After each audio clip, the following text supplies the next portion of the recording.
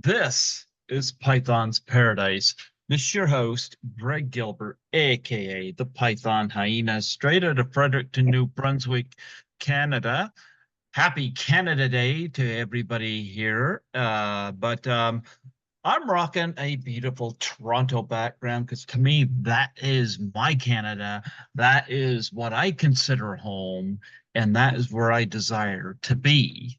So happy Canada Day to my Torontonians. Happy Canada Day to Canadians, but Toronto has a special place for me. So absolutely, But I have a four-time guest on here today. We just booked this interview less than 10 minutes ago. You Yeah, know, yeah, we're gonna come on here and we're gonna raise some havoc because it's what's it's fun to do. We call him the Bruins guy, and he is wearing his Bruins attire here today. Folks, we have Rob Mahoney. How do you do, Rob? good, Greg. How you doing? Not too bad, not too bad. Yeah. And of course, we're both involved. Actually, I don't have the Blu-ray up here. What was that film we are both involved in? Because I went through Social distance. social distance. That's right. Yeah, we were involved with that. And you were what, an executive producer on that? Yes, I was. Yeah. And Burnham Wells, of course, was in that. And I've had him on here a couple times and met him at my very first horror-rama, which was Yeah, held in beautiful Toronto, you know. No, if our current prime minister would put fucking things up, yeah. if I finally get moved there, Not that I want to get political, but you guys are kind of stuck between a rock and a hard place right now, aren't you? No, I would definitely don't want political. I have to hear enough of that in the United States. Well, we've at least got a little bit of hope of Pierre Poilievre, so he's Yeah, got my vote. He is definitely, because things have been screwed up so bad in this country right now. We got to get the current jackass out of there and get somebody new in that hopefully won't be a jackass. yeah. But I've met Pierre Poilievre, and I like the policies he is spewing. I just hope he backs it all up with evidence. So we shall see. We It's shall it's see. it's very ironic though. I'm not sure if you're a hockey fan, but the Bruins and the Toronto Maple Leafs are mortal enemies. Are they? I don't really Yeah, follow hockey, but I don't there's follow only one hockey, but team. There's only one team worse is the Montreal Canadiens. oh well. But yeah, I don't follow it, I know the Boston Bruins are very popular, so I know you enjoy them. I love their emblem and They've been whatnot. around for over a century now. So And they've got those bumblebee colors on them. So yeah. there you go. There you go. How long have you been a fan of the Bruins? Since I was like 7, my family grew up in sports. So my dad was a Red Sox fan. My sisters were all Bruins fans. We had a couple of Patriot fans in the family. So from the get go, like that's all that would be playing at some point. What if it was the summertime? Obviously, it'd be baseball. In the wintertime, it would be hockey. So that sports was a popular thing. I didn't get to watch a lot of like kids TV shows except for Star Blazers. I never missed Star Blazers as a kid. But really, it was all about sports in my family, and I have 5 sisters. My dad and my mom were still together at the time. Our cousins would be constantly over, so it was sports like almost 24/7. Okay. Well, My first yeah. game as a fan was I was 8 years old, so that was my first game in person. Oh, there you go. Perfect, perfect. Yeah, I was never a sports fan. I watched wrestling, but wrestling is now deemed more or less as entertainment now. But Yeah. But as far as sports goes, I never really got into them. Um, in my family, sports were not a big thing. Not I don't think my brothers never got involved with sports, and you know, but to each their own. A lot of people are sports fanatics, and it's a if you're in Yes. shape enough, it's a great thing to get into. Well, me and you both are wrestling fans, so like wrestling does rival sports for me. Like if wrestling is on and a sporting event is on, I'm probably going to choose the wrestling event. I just Um, had Princess Victoria on here again the other night, and and yeah, of course, we're both horror movie fans, so like horror movies will usually trump, especially a brand new movie. Like if I'm going to see a movie and there's a sporting event later, I'll watch it on replay or something, but I'll catch the new movie. well, of course, to get people up to date, of course, you were a few years back, you were standing in some lineup or something due to a press conference with the mayor, and Yes. you were wearing your Yeah. Bruins outfit. The funniest part was it was all by pure chance because I wasn't even scheduled to go into Boston that day. I was, we were, we had just started the pandemic. A lot of the the rules weren't set in place yet. Like they were still learning about what we could do to be safe at that point. So my friend and my nephew were going into Boston that day. He needed his social security card, so we were going to go to City Hall. And they're like, "Hey, you want to come with us since you're off today?" Sure. It was that instinct right there. Like maybe something's going to happen today. I don't know, but I didn't want to just lay around the house. So we went into town and we get to Boston. We had something to eat, which was only like blocks away from City Hall. So then we make our way to City Hall, and there's a lot of people hanging around, and we find out there's a press conference about to happen with the mayor. So we go to do his business, and while he did his business, I said to my nephew, I was like, "Hey, let's go check out what's going on over here." Well, we passed security, and security was like looking at us like, what are these two up to? Like, but we didn't get too close, so they didn't really like make a big commotion about it. And we realized the mayor had just taken the stage and he was talking about what we now know as social distance. Like he was explaining basically how it works. So like this is the first time I ever heard of what social distance was. So I was like, let me get a little closer. Now, of course, security's like really getting looking at us because that's the mayor. Like people aren't supposed to be too close. So we're about 8 feet maybe behind the mayor. Well, we apparently got too close, and the cameras shifted from here to what's that guy in the Bruins jacket, but like behind the mayor? 20 seconds. 20 seconds I was on camera, and I'm on my way home, and I'm getting messages on my Twitter like, "Hey, you're all over media right now." I'm like, "What are you talking about?" They're like, "You were at City Hall." I was like, "Yes." So they're like, "It's all over like Twitter right now that a Bruins guy invaded Mayor Walsh's press conference."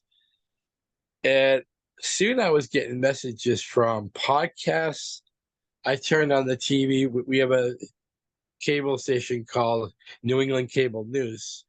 For those in Canada who don't know what New England is, it's comprised of multiple states: Maine, New Hampshire, Vermont, Massachusetts, Rhode Island, Connecticut.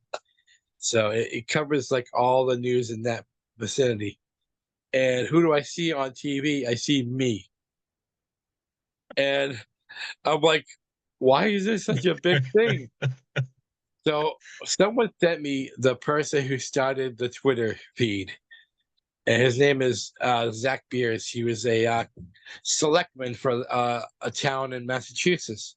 So I messaged him and I was like, "You said you're looking for who the Bruins guy is. Well, here I am." And he goes, "Sure, prove it." So I took a picture a selfie with me with the jacket that you see in the video. He goes, okay. He goes, and then all of a sudden I started getting the floodgates opened. I went from 10 friends on Twitter because I never, this is back when they still called it Twitter. I had 10 friends, but I hardly ever used it, to 472 friends in about 6 hours. And everybody's like, oh my God, you're the most awesome person ever. And I'm like, I'm still wondering what the fuck I did. Like, I seen the video, but I'm like, they said it gave people hope.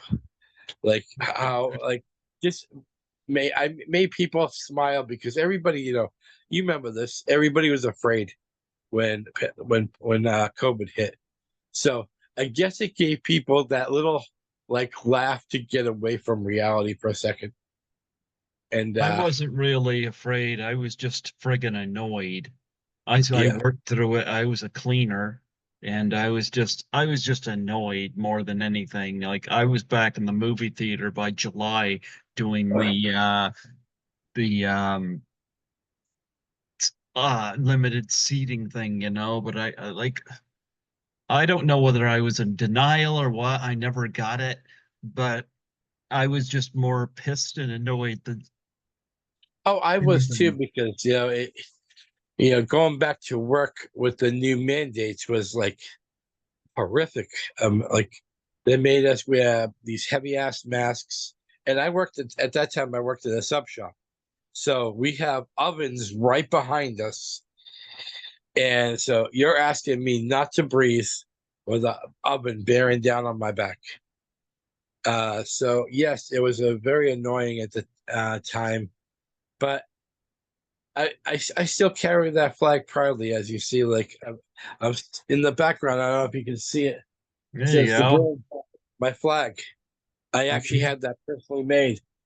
Here's another cool artifact. This was actually sent to me by the local Coca-Cola distributor around here. Rhodes guy. Yep, on a Coke bottle. So, I mean, I still wear this proudly because it's like it's to me, it's what the coolest thing that's ever really happened to me. I still get recognized now and again. I'll be at work and people are like, "Hey, you're the guy that was on TV a couple of years ago," and I shake their hand and like it's good to shake hands again because that was one thing we couldn't do back. But yeah, so some people say, "Well, Rob, it was only 20 seconds." I said, "But you know what? It's gonna last a lifetime." There you go. There you Yeah. go. Yeah. Yeah, you and I have gone through the shitter with jobs, I think you're at a job you like, you seem to be happy and um I did 13 months with a job of perfect attendance and 18-hour shift and nine Yep. Bravos and all that jazz and wasn't fucking appreciated at all and gaslit by an asshole. Yep. But I remember that. yeah, that wasn't fun, but I'm still trucking while I love how they say I could be replaced. Oh no, I fucking can't. Yeah. Because I'm still hearing about what a shit show that place is. Yep. And yeah, no, I can't be replaced. No, I'm same with me. I live right across the street from my old job that I Hmm. was let go. And every day I go in there, there's nothing stocked. There's floors aren't mopped. People like complaining about this and this and this. And every time I see an old customer, because the customers love me there. Every Hmm. time I see an old customer, like this place has gone to fucking shit since you've been gone. Yeah. So Well, I mean, I'm happy I hear that. I'm not happy that some of the coworkers I left behind have to hear that shit now. yeah, But but you you know, got screwed just like I got screwed, yeah, sure, So I sure. mean, yeah. So I mean, let's fuck But it them, makes me happy to feel that. It makes me happy to feel that customers at least appreciated the work I did. Yeah. So no, I find it funny is braggadocious asshole at that place was telling me, oh, I can be replaced. I'm like, Yeah, you find somebody with perfect attendance and nine Bravos and willing to work doubles, including an 18-hour shift in any unit. And I remember you used to do that. yep, yep. Find somebody else and do that. I don't think there's anybody else there that can say they've done that. So so no, I can't be replaced. And I'll tell you, there are people currently working there that wish they could still call me. Yeah. Yep, because here we are, Canada Day. This would be the kind of day that I would have been called in there because, and it's always the same number, 17 people suddenly sick on a 3-day weekend. Yep. Yep. And I'm not a gambling man, but I'll tell you, if I was, I would bet you there's at least 17 people supposedly sick at that place. Yep. Hey, fuck them. I can't do anything to help them now. Exactly. Yep. Yep. They want to hire a bunch of losers, and no, that's on them. But yeah, But I do got to give props to uh, Python's Paradise because you're one of the few shows that always invites people. Someone, even like someone like me. I'm not a big name. I'm not like someone who's super famous. I might be famous locally, like here, but like worldwide, people say Rob Mahoney. Who's that? Who's that? So that's why I like this show because you're always willing to take on not just the bigger names, but the little guys too. oh, jeepers, I have one of my former cleaning supervisors, the one who hired me at the job I currently am at, hired me back in 2020. I had her on the podcast here simply because she asked.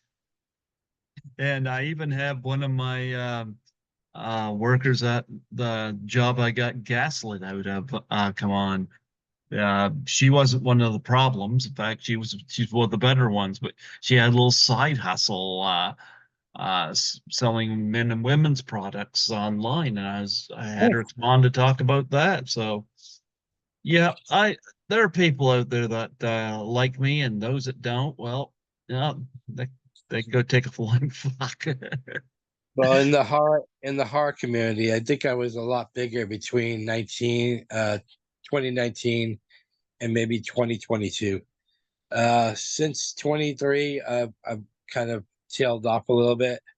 I even got top 1,000 in the IMDb at one point. I was 897, I believe I was, and Oh wow. yeah. So like, and you think of how many people? There's like millions of people on that site. Hmm. So break the 1,000 mark was like oh my god, like that was around 21, I believe it was. It was just after social distance had already got all its funding. It was filming, but they weren't filming too fast just because of what was going on still with some of the mandates. But as you know, they filmed mostly remote. So I thought that was a really cool concept that they were one of the few movies that were still filming right after the mandates still hit because a lot of that stuff was all individually shot by each person. So Hmm. nobody was really coming in contact with each other. The only one that were the couple that lived together. Uh, but from rumor has it, I don't know how true it is, they were actually stuck in the same hotel when the mandates hit. So I guess that's how they had to pull it off, or because they were already in contact with each other at that point. So maybe because they were already in contact, I don't know what the details were where they were shooting, but maybe that's why that they shot together the whole time. But besides that, everybody else had to do their own filming, their own makeup, their own like reading, and then they sent everything to Brian, and Brian had to approve it or say like that was good, but let's try this, and then they had to do it again.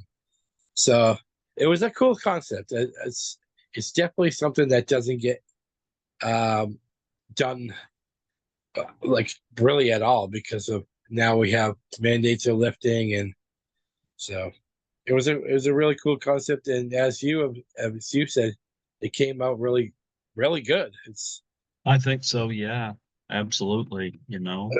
Um, but yeah, I remember when you and I first connected on here. I remember because speaking of social distance, you got Noelle Berger doing a fine job in it. A couple of times you see her, but yeah. I remember you were connected with her and with Jimmy Presley. I still got them on Facebook, but I haven't been vocal with them in a long time, and Well, I attribute a lot of that to the fact that I work 8 hours at one building, and I got another building on top of that. I do 2 hours at 5 days a week, and then I got another building I do an additional 2 hours at 2 days a week, and then I got another location I do once a week, 4 hours, and another location once a week, 2 hours. There's one of those days I got at least 14 hours in for work, and yeah. I'm like, yeah, I'm between work and sleep. Um, I'm amazed I got popped on here today.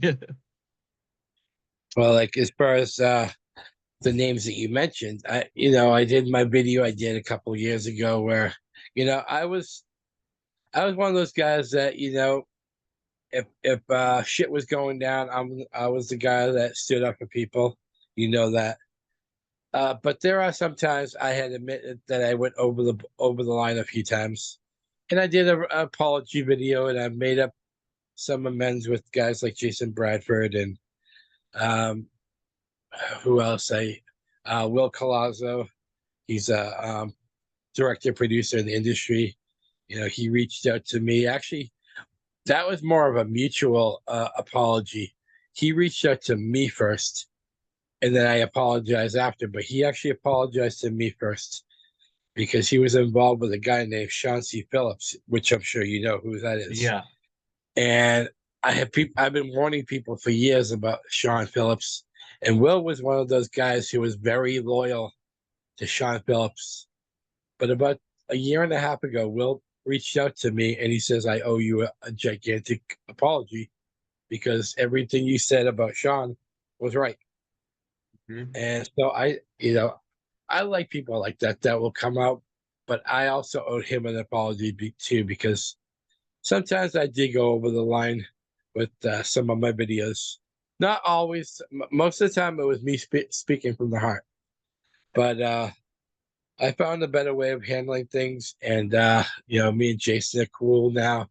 But I still have a few ties I want to, and I've been trying to reach out to Jimmy a few times. I haven't reached out to Noelle. I've seen she's like super busy when I do look on her page, and Noelle's pretty chill. Noelle's pretty chill. I'm not saying Jimmy Presley isn't, but yeah, because I know he gave me his updated number, but I used to call him all the time, and now it's like, I don't do it a whole lot, It's just I haven't gotten involved in any movie projects. It's been a couple of years. well, I'm gonna reach out to a friend of yours too, which I need to mend fences. There is Scotty McCoy. Uh, I don't know if I did anything personally to Scotty. It was a situation involving, and I'm not going to get his name involved because he's gone through enough. But it was a situation with another director, and I think he felt like I was maybe on a different side of him. So I think Scotty will be fine with you. yeah, Yeah, I think Scotty will be totally fine with you. And the other individual you mentioned, they didn't mention the name too. I've had good ties with him. yeah, I know he's got an interesting project doing the rounds right now that's got my attention. But um, I invited him on earlier this year, but and we talked, but it just didn't materialize. But people's and then of course schedules get. Jason Bradford. We both had history with Jason Bradford, and You we know both what? both met we Jason both Brad mended ties. Yeah, I have. It was great. I've mended fences with Jason Bradford, and because he and I had bad blood over the 13 fanboy thing, and I'm still not over the 13 fanboy thing because I I've, know. I saw your interview with Scotty. yeah, but I'll say this, um, Jason, like, I mean, Orlando Rodriguez, sent me the screenshots where Debbie Sue was talking about me and negative that in a way I didn't know what was going on. And I'm like I get blasted because I get pissed about it. Of course I did. But Orlando Rodriguez was the one that come Yep, to my aid on that I remember that. and Kerry Yates and yourself got blamed for sending it to me. But Orlando's come out since and just come up right on my show and said that he was the one that sent it out when he was promoting Camp Pleasant Lake. And but but when Jason Bradford had reconnected with me, I think he wanted to clear the air because I know he still had some issues with Orlando. But I told Jason, I said, why don't you come on the show and we could mend this fence on the air? Because whatever's been said in past interviews has been said. I got my Yep, interviews dated, they're all dated, so it's whenever it happened. But and he was a little reluctant, but he came back at me and he decided to come on. And I told Orlando I was going to have him on. Orlando made no fuss about it. yep. And And that's how and it should be. yep. That's how it should be. No one Well, should have to I didn't choose. want, yeah, I didn't want Orlando to feel like I was betraying him. So I Yeah, told him. But I had Jason Bradford on, and we had a surprisingly not only a peaceful chat, but very insightful. And over the past month, he has sent me a rough cut of his book called Bitch, yeah, you know? yeah. I've And seen him advertising it. yep. So I told him, I said, look, when this thing is ready, I'll order a copy of it so he can sign it. And he was quite happy about that. And I've never once, and I stand by that, I never told him ever to stop associating with Debbie Sue. I Yeah. don't do that. I don't do that, you know? But I I think Jason Bradford knows I'm innocent on the whole Judy Aronson debacle. Yeah. I think he knows. Well, And we both know somebody that likes to make you choose, or they're not going to be your friend. yeah, we both know. Yeah, we both know. And this And was it's a somebody whose funny, back you've had too so yeah, many but times. it's a funny backstory to this. It just happened recently. Oh, So, tell me. so me and we'll call her Krabby. me, me and Krabby were friends, and maybe a year later, she introduced me to one of her best friends, Cindy Sanabria, who is I think you've had her on the show, Who? maybe Cindy Sanabria. No. Maybe you have, but you should. She's a producer. Okay. She's from New York. Well, she lives in New York part time. She has a home actually in Florida. Okay. Well, after me and I almost said her name, Krabby. Krabby. Yeah, after me and Krabby finally went our separate ways, me and Cindy actually became better friends, and Cindy realized that Krabby was the way that I described her. Well, fast forward to about a month ago. Guess who was in New York? Guess who I met? Cindy. Uh-huh. And we both even jokingly said that because we both still have friends who are friends with Krabby, wouldn't it be hilarious when if we take a picture together and put it online, and it I think got you back should to me have. that yeah, well they're both our pictures are online, Yeah. so I'm sure by now Krabby has seen these and is probably shitting her britches because that's the only good thing she ever did for me was hook me up with one of my best friends now. Well, here's So the thing. She approached me because I remember there was a big controversy over Anthony Camano, and Anthony had my back, and he was somebody I wanted to have back on this year, but he's got this here killer pizza project he's got going on. That's got my curiosity, but nonetheless, Krabby wanted me to not associate with him, and I'm like, no. Number that I put me in a remember bad. you messaged me about that. Yeah, because Anthony never did me wrong.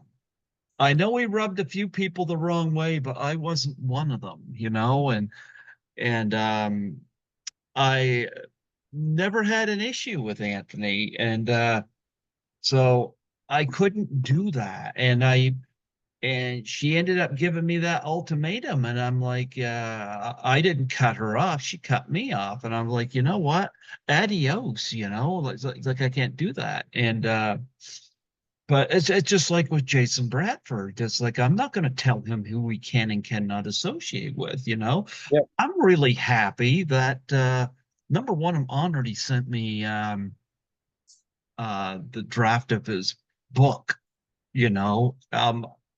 I was quite thrilled that he wanted my opinion on that. yeah, So, yep. And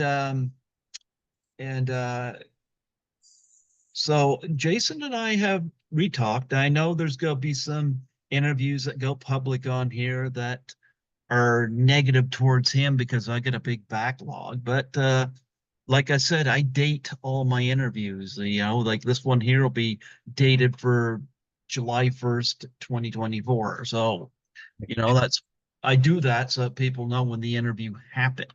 yeah, But um Jason Bradford and I patched things up, and I couldn't be happier. And he and I shared stories about working at hospitals and this and that. And yeah, yep. And it was just great to reconnect with him. As far as 13 fanboy goes, like I said, I know the people that turned their back on me because they thought that they were going to get something and they just deemed me as a nobody. Those people don't have to talk to me. But yeah, I like the people that still associated with me, that yeah. they're still connected with me, and there's been a few of them that don't see me as a bad person, and Well, yep. Um, well, like our good friend Troy Elke. yeah, Troy I had on again recently. Yep. I gotta shoot a scene for his Earth versus the werewolves or whatever that Yeah, or aliens versus werewolves or something. What he's I think doing. yeah he shortened it again, I believe, but yeah, Well, I had he's always been a good egg. He's always been a good person towards people. he pitched at me. He said, "Well, I know if I'd be the Canadian one at the end of the credits that says he spotted a werewolf." And I said, "You know what? I haven't filmed it yet, but I totally have an idea up my sleeve of what to do." And I'm like, "Okay, I got something." But yeah, Troy's been great.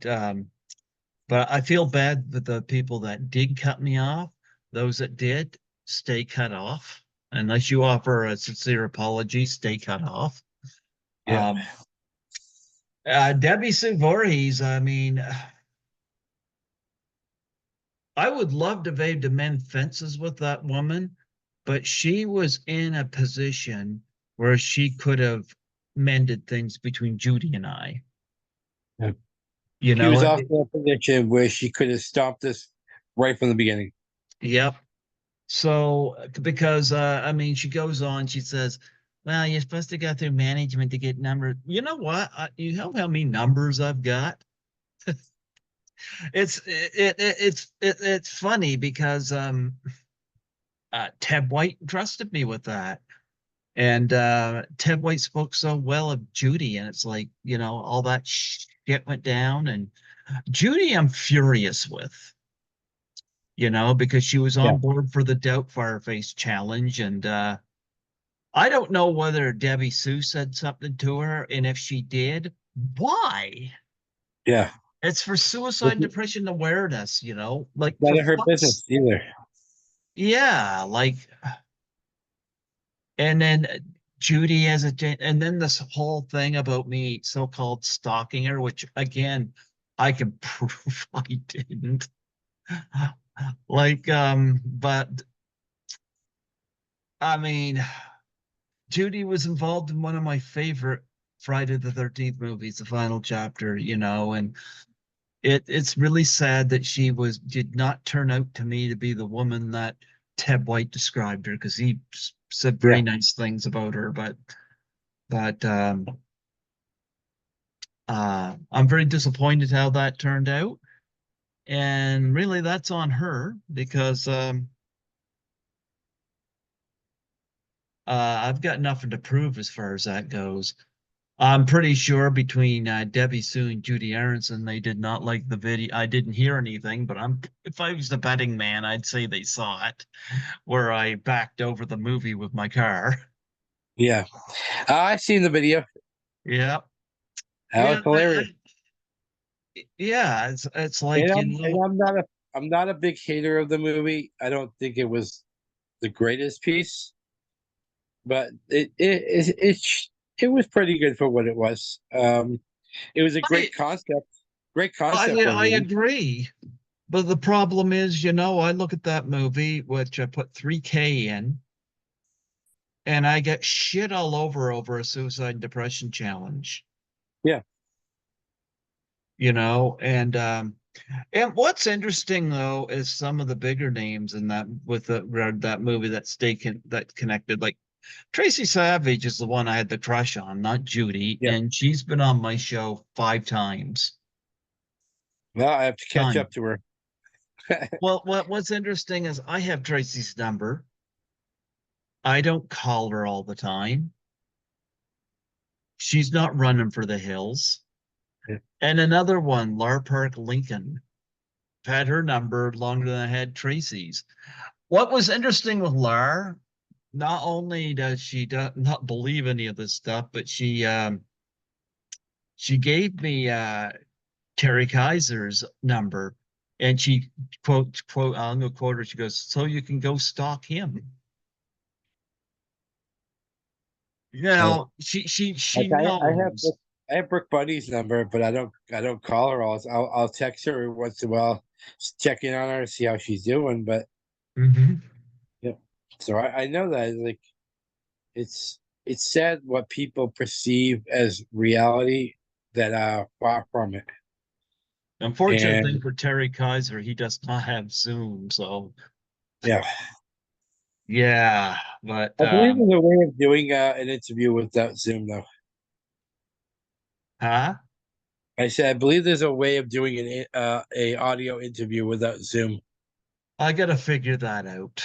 Yeah. I gotta figure that out. But I'll say one thing. I did talk briefly to him on the phone, and but that was before I had my retina operation and this and that. He asked me some questions about that, but Because Brooke Bundy doesn't. Brooke Bundy didn't never had done Streamyard before, but I was doing some research when I did the interview how to do it without her having a Facebook, and it said you could email it to her, the link.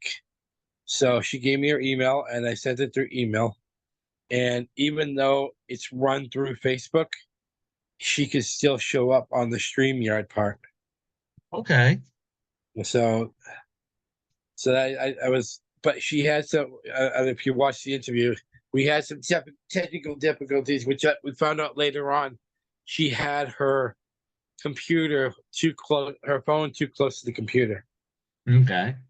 It was interfering with the reception. The second half of the interview went a lot better. The Yeah. first half we were my producer had to carry the show for like 7 minutes at one point while I was trying to figure it all out. So it's a rough interview, but a very insightful one. Uh, well, the amount of shows that woman's been on. Horror community only knows her obviously is Elaine Parker, but man, she has starred with them all. Everyone from minor characters to huge actors and actresses, and we got to dive into some of that, which was pretty cool. So, yeah, I Yeah. would definitely have her again. There you go. I've had Brooke Bundy on before, so yeah. But nonetheless, this year I actually did my first convention in the States.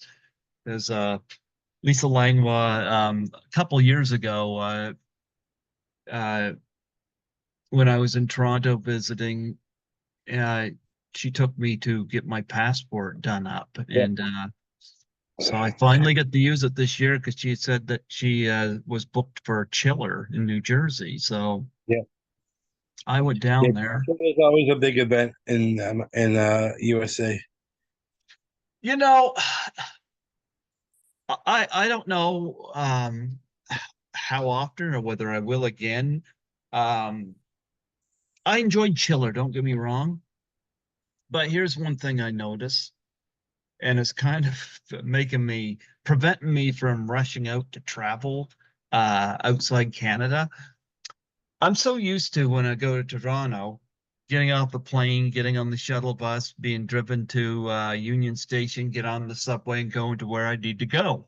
Yeah, I get off.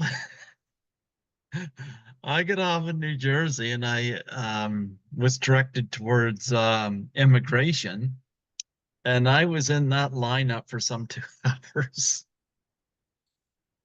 Then finally, yeah, I get up it's there, and crazy. I got through, but it was like, oh my goodness, is this what I got to do every time? I'm like, Ever since 9/11 happened, the security checks at for international flights have been crazy.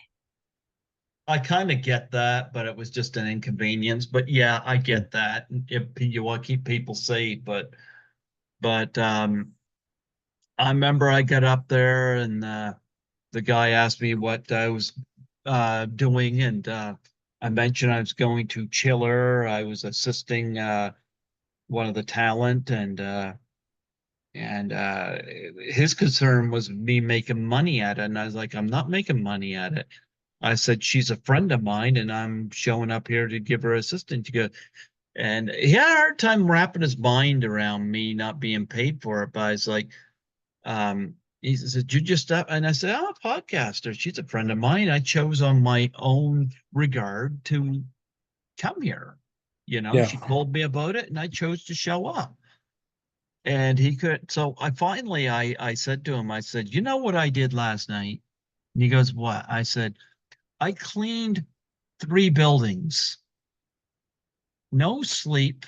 I got home and packed, gone the plane, and now I'm here. I said, I work as a cleaner. That's what I do for my money. He looks at me and he said, okay, you can go through. mhm. Yeah. Like the flights that are within the states, they're long, but they're not quite as bad. You have to strip down your socks and your sneakers and take everything out of your pockets and once in a while they'll pull someone to the side like blah blah blah blah blah. Or we saw this. You go through the detector again, but international flights. A couple of friends of mine who live over in England, when they come over here, they're like, "Wow!" It's like you. They said it's just utterly ridiculous. But it's the same thing for them. It's just because of what happened with 9/11. You want me to And tell you what's funny is that when I was at Chiller, I was going around the vendors, and And I found some LGN wrestling figures as rubber ones, and Wow. I've been collecting those. I like those, Yeah, I and think my first interview, you showed me your collection. yeah, and I mean, jeepers, I had a Jimmy Snuka there, and I knew that there was an LGN of Jimmy Snuka. It was one of the initial in the first bunch of them, uh, but I'd never seen one anywhere before. And when I saw him, I grabbed him, and I grabbed a few other ones that I didn't have. Yeah. When I was leaving to come home, I was going through the New Jersey airport there in Newark, and security guard, my bag's gone through there. Security guard looks at me and he goes, um, "Sir, do you have little people in your bag?" Yeah, wrestlers. Oh my God. That made me Hey, laugh. I'm smuggling John Cena out of the country. Well, he was looking at the ones I had there, and um he was looking at the Jimmy Superfly Snuka, and Jimmy Snuka, of course, had nothing on but the headband and his leopard printed trunks and knee pads, and he goes, "Yeah, this guy will be easy to strip search." And I kind of joked. And I said, "Well, considering the fact that before his death he was up on a murder trial, maybe it might be a good idea." Yeah. Oh, anyway, we had a good laugh, and I got through, and uh,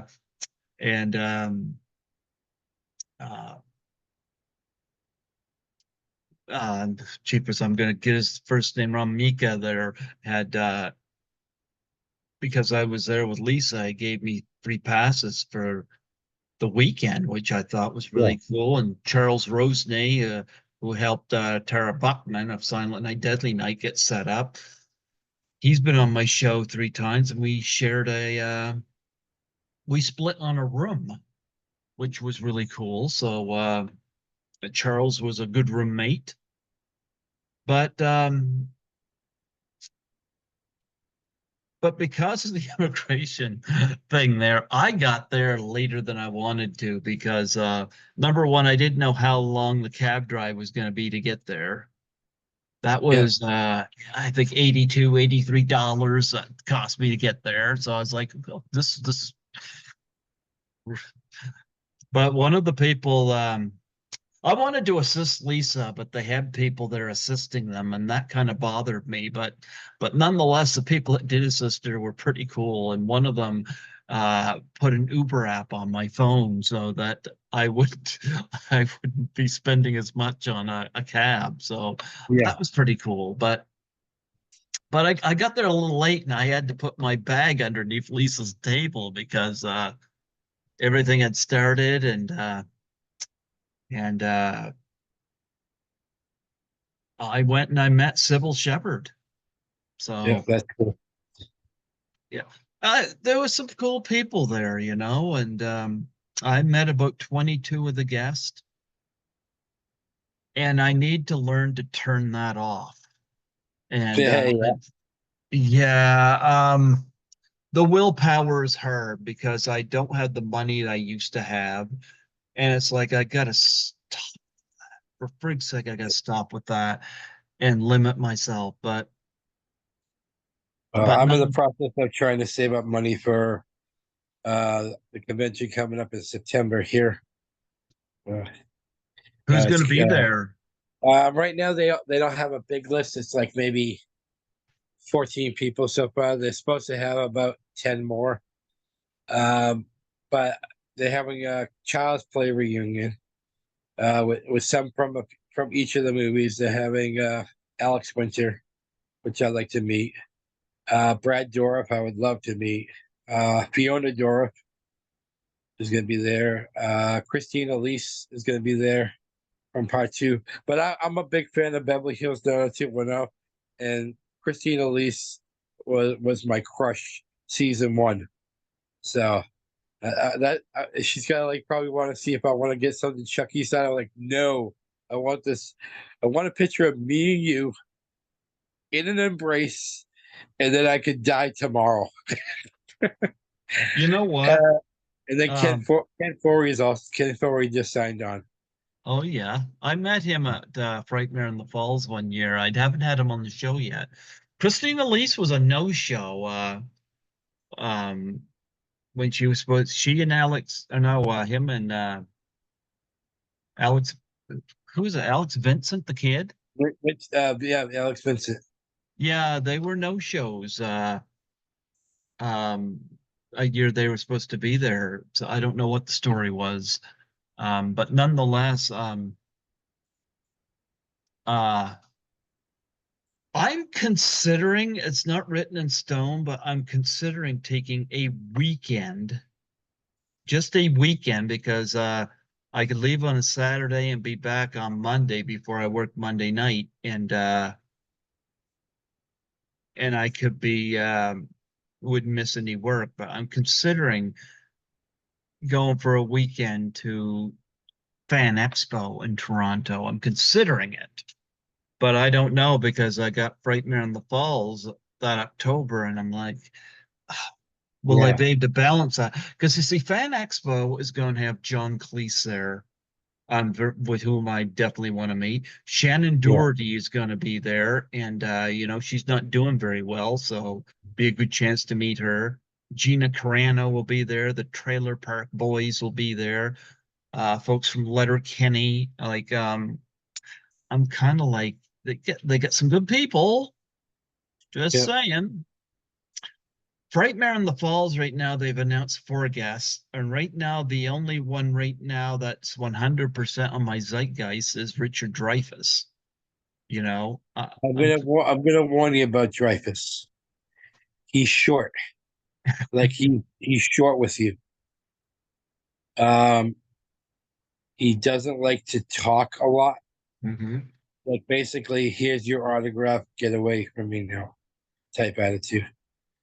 That I know somebody that met him, a guy that works at one of the record stores here, who met him, and he had a great encounter with him. that's what I was getting to. I was like, that's only a few people I've heard from. Obviously, it could have been a circumstance or something happened on that day, or maybe lack of sleep. But maybe he is better. But because I've also heard the same about William Shatner, and I guess you had a good experience with Shatner. So Um, Here's my story about William Shatner. Um, Eddie Micah, who gave you the passes, I ran into him the Saturday I was there, and I asked because William Shatner was only there for 4 hours, and on that Saturday, and I asked him, I said, "How much is Shatner?" And he didn't know, and I said, because the line was going clear out the door, and I said to him, I said, "Well, I was going to get a Shatner autograph for my younger brother because my younger brother was watching my cat, watching yeah, Skittles while I was gone, and I like to bring something back for him, and I could get the picture with Shatner, and then we both win. And where I had he put me in the front of the line, wow, so I couldn't say no. Now the combo was $250, which, but yeah, nonetheless, I went up there. I met him. He wasn't very talkative. He looked like he had just got out of bed. I don't want to sound judgmental, but he kind of looked like he wanted to be anywhere other than there. yeah, That's just the body language I was getting. But I'll say this, I was happy to meet him. I was happy to get my brother that autograph, and I was happy to get my picture taken with him. yeah. So, you know, Well, he's so one of those. He's one of those lifetime generational people because, everybody knows who Captain Kirk is. You don't even have to be a Star Trek fan to know who Captain Kirk is. So like, I think maybe from what I've understood that over the years he has not resented the character, but he's also doesn't understand the popularity of the character. Well, he And was he had to get told basically like about Trekkies and Trekkers, and and that's a lot of his fan base. Yeah, there's people that seen him in other stuff.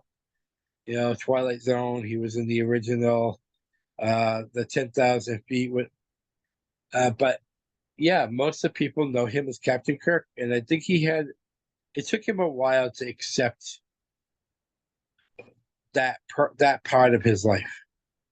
Well, I'll say this. He was there. I think a big event was sponsoring five of the guests: William Shatner, Helen Slater, Charo, Sybil Shepherd, and Chris Kattan. Now, for whatever reason, Chris Kattan and Helen Slater, they didn't stay the full time. They left early. They weren't slated to leave early. I don't know what the story was with them, so I don't know. Um, Sybil Shepherd was the first one I met, and it was the first convention she had done. And I kind of wanted to meet Sybil, and I had a really good encounter with her. Speaking Yeah, of Doubt Fireface Challenge, Pie in the Face, there's a picture of her. Like sometimes the people take the pictures with your camera will take multiple. yeah. I've had that, and one of those shots has her with her fingers stuck up like this with a grin on her face. Because I asked her how many times in her career had she taken a pie in the face, and she goes, just once, in moonlighting. And I said, no, weren't you in a sitcom? I guess it was Civil or sitcom, Yeah. and said where you were holding your hair up and you let your face drop into a pie that was in your other hand. And she grinned and she stuck her finger up and she goes, you're right. But I had a good encounter with Sybil. She was very much down to business there, but she wasn't rude, and she looked great, and she was fun to meet. Um, now I met William Shatner, of course. The other one that I met, that group was Charles. And because I had to run out of money, and I was looking to see if anybody had credit card tap, and some of them like Bai Ling and Charo had credit card tap, and Charo kind of in a lot of ways reminded me of Felissa Rose in that she amps it up to 11. Yeah. Like you know that this is not a chore to be there. She Yeah. is loving this. And there was a comment on the Chiller Facebook group asking who was the most memorable person you met all weekend. And there was a lot of names that popped up. But Charles, I think, won everybody. Like she had the majority vote. And I get it. I totally get it. Yeah. You know, like if you met Felissa Rose, you'll know what I'm talking about. I Somebody that, met Melissa. yeah, Felissa amps it up to 11. If I can quote, this is Spinal Tap. She knows the drill and she makes the experience excellent for the fans. I'm And going to tell you a quick Felissa story. sure, When I met her, I'm the one that's going to meet her, right? And she made me feel like I was the star. Because I run a group called Sleepaway Camp Forever, and one of my first members who joined was the late Desiree Gould.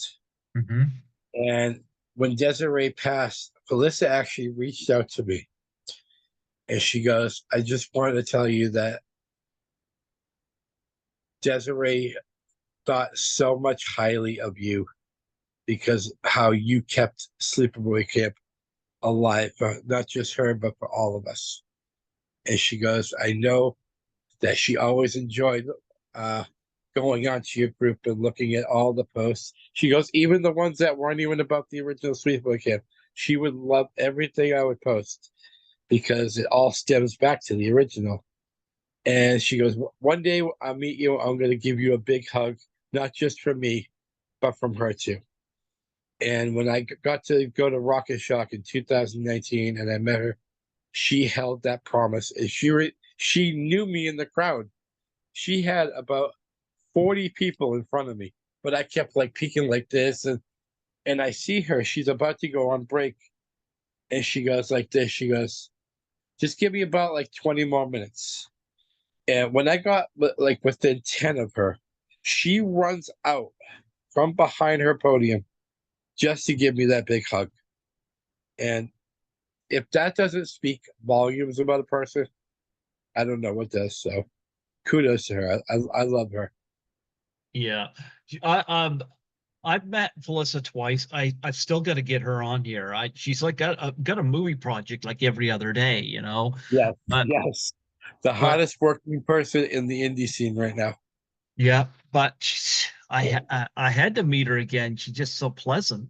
But when she works with Dave Sheridan, and Dave Sheridan's dressed up as Officer Doofy from Scary Movie, watching those two banter is a blast, Yeah. you know. But there was a third edition there last time I was at Frightmare in the Falls. They had Christy Swanson. I've met Christy Swanson at Chiller as well. Haven't had her on here, but she's friggin' stunning. Yeah. And I'm about to grab Skittles here.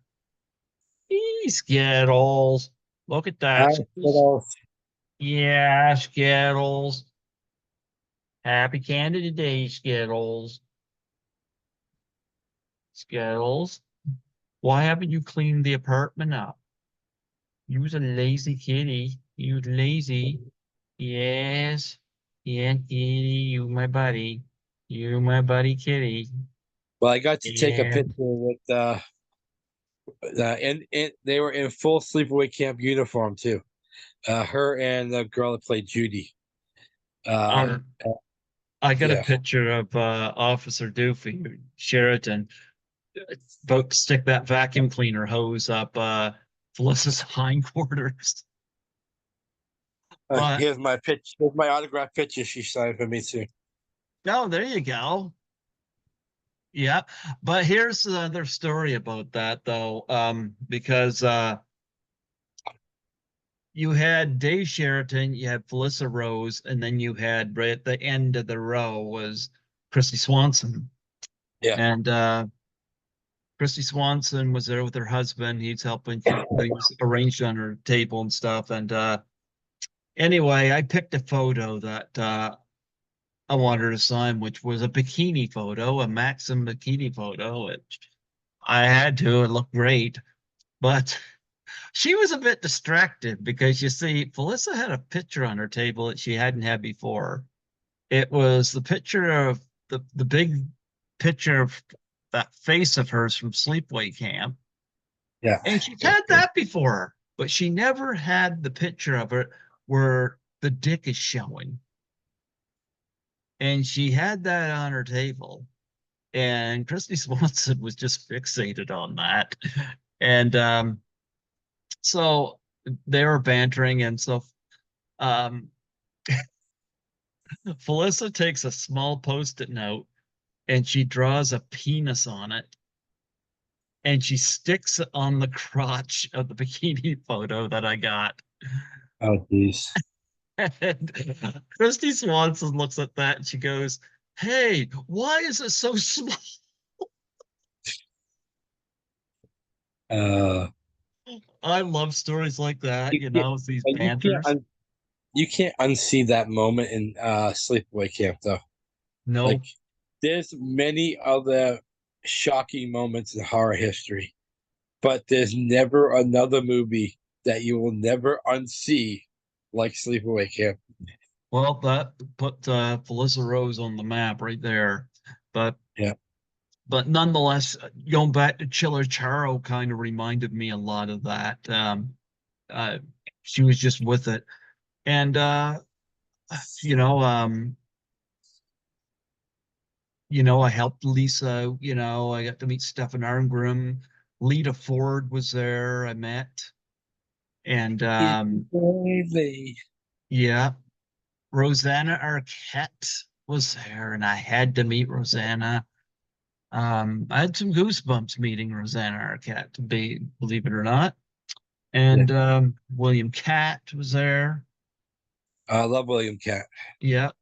William Catt was very personable. He would always ask, he reminded me of John Rhys Davies from Raiders of the Lost Ark, who I Yeah. met at Comic Con in Toronto. He'd always ask you about what you did, and you get Pacific and stuff like that. And he really made you feel like you mattered, and Oh, so he's in two of my favorite horror movies, Carrie and House. yeah. So I think Carrie's the better movie, but I got him to sign a picture from House because that's kind of what I identified him with, and he was rather amused that I had interviewed the grocery boy from it. yeah. Yeah. So I and of course Tara Buckman I met through Charles Rosie, and she gave me a big hug. She was so happy that I had made it. And then there was somebody there. Of course, I went down to the Warriors room. They had a big 45th Warriors reunion down there. 16 of them was down there. And I went down there and I have my Warriors jacket right near me. yeah. But one person that was not on my radar who got on my radar was Bai Ling, who was in The Crow and Yeah. she was in Revenge of the Sith. She was dressed to the nines. Her black hair was beautifully stylized. She had when I the first night that I was there, she had like she was the one that took the pictures of me and Tara Buckman, but she had like a red bubble jacket on, and she had these. I don't know if it was anime, but it was like looked like anime characters. It was like all over her outfit that she had on. There's like white with characters with orange and black and red, and it was. I was gonna say she was dressed to the nines, and the following day she had a credit card tap, and I was like, you know what? I gotta get my picture taken with this woman. She just looked Yeah. amazing, and He she was great in The Crow. yeah, and Susan Olsen I met as well because Brady Bunch was one of the earliest shows that I watched growing up, and I did not know that she and Lisa had acting classes together growing up because she looked at my T-shirt and saw, of course, Lisa's face on it. And she said, "I know her," and I said, "So do I." I I'm here with her.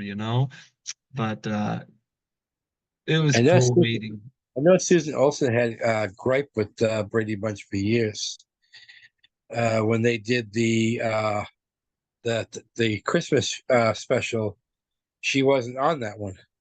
They had Oh, to have, yeah, she had to, someone else played Cindy. And we found out years later that she had some kind of gripe with some of the cast members at the time. I guess they fixed it since, but because they did the Brady TV show in like the mhm. '90s, which was terrible. You're talking to a big Brady fan, so like for me to say it was terrible, Yeah, it was. But yes, Susan also was. I think she got sick of. Oh, you're the one. You're the youngest one in curls, and I think it was just. It's another, where someone gets typecast, and it's hard to get out of that being recognized just for that.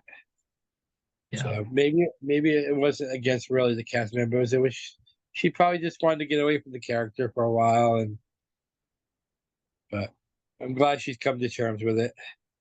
Well, I had a really good time at Chiller, and I'm hoping to do Frightmare in the Falls. They've announced four guests right now: Richard Dreyfuss, Sam Raimi, Eli Ross, and Tony Todd. And those are all top tier guests, but I think the only one 100% on my zeitgeist right now is Richard Dreyfuss, you know? Yeah, if I had to do a list right now, I would say Richard Dreyfuss, and if I had money and no one else was above him, Sam Raimi. Sam Raimi is my second pick, you know? Yeah. Yeah. I'm But I'm not. This is gonna be blasphemy. I'm not a big Tony Todd fan. you know I what?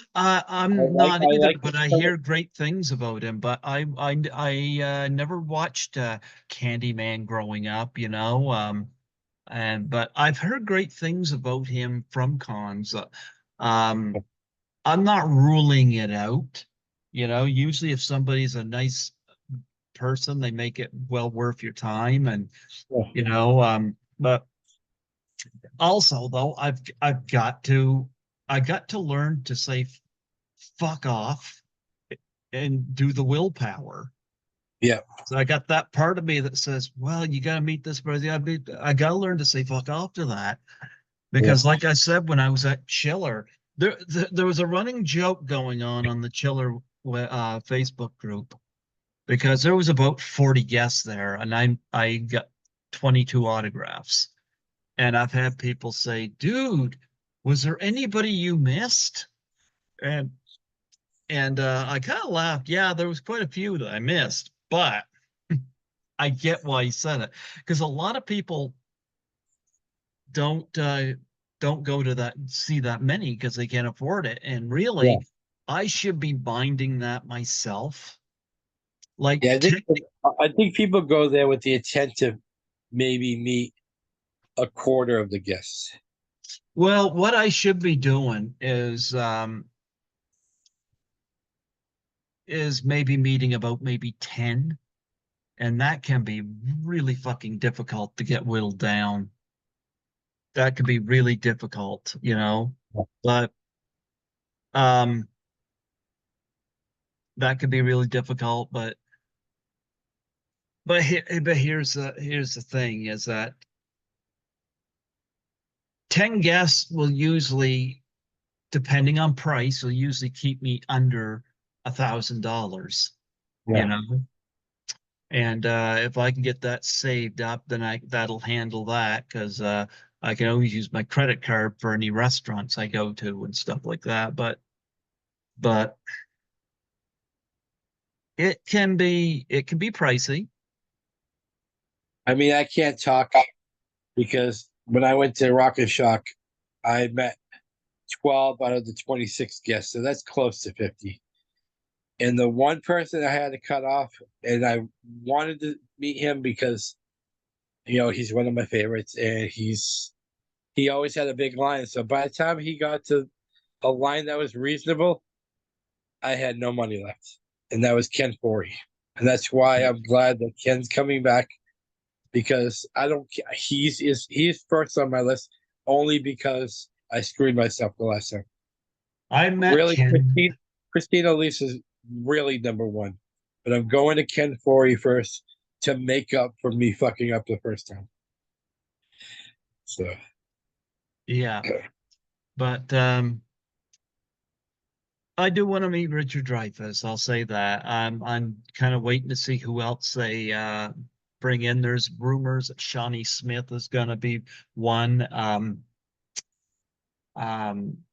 but I don't know. It's just I'll measure it out and see. But Fan Expo looks like it's going to be really good. And looking at the yeah, guest list from that, I'm kind of like, I could keep this one under 1,000 if I played this out correctly. yeah. Yep. Yep. Well, So, I'm doing your theme now. I'm when the announcements come out, I'm putting a list together of who is priority, and then if I can afford anyone else, they go on the second tier. Like well, I'm I'll have a tier list. I'll have a top tier, middle tier, and bottom tier. And they announced Richard Dreyfuss first for Frightmare, and then Sam Raimi. So when I looked at that, Dreyfuss would have been top tier, Sam Raimi would have been bottom tier. When they announced Eli Roth, that's when the middle tier came in, and then uh, Raimi moved into the middle tier, and Eli went to the bottom. Now with Tony Todd, again, all due respect, 'cause I'm heard great things about him, and I respect Candyman, but um, he may be at the bottom of that list, you know? So Yeah. like Richard Dreyfuss and Sam Raimi would be the top half of that. Eli Roth and Tony Todd would be the bottom half. But you know what? Who knows who else they're going to have there and how Yeah. that will alter and this and that. Exactly. No, so I have a feeling Richard Dreyfuss will probably be on my final. You know, that he'll be hard to knock out of there. But will he be my number one? Well, we shall see. We shall see. I'm hearing a rumor that's not written in stone, and I haven't asked her about it, but I'm hearing a rumor that Tracy Savage is going to be there. And if she is, she'll be my number Yeah. one. They buy Richard Dreyfuss. Oh, yeah. Tracy Savage for sure, you know. It's like, I love the fact that you helped kill Jaws, but uh, Tracy's gorgeous. I'd have to meet her, you know. So, but if we'll I met see. if I met Dreyfuss, I would definitely get his autograph. What about Bob? I like What About Bob? Yep, Yes, me too. yep. But so whatever the case, those are some of the fun cons experiences. Like I said, I've never done Fan Expo. But if I go down there for that for at the end of August, I'm like, am I going to be able to put some money together for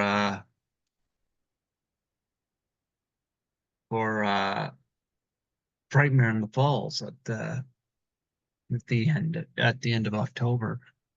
Yeah. That's a big thing right there.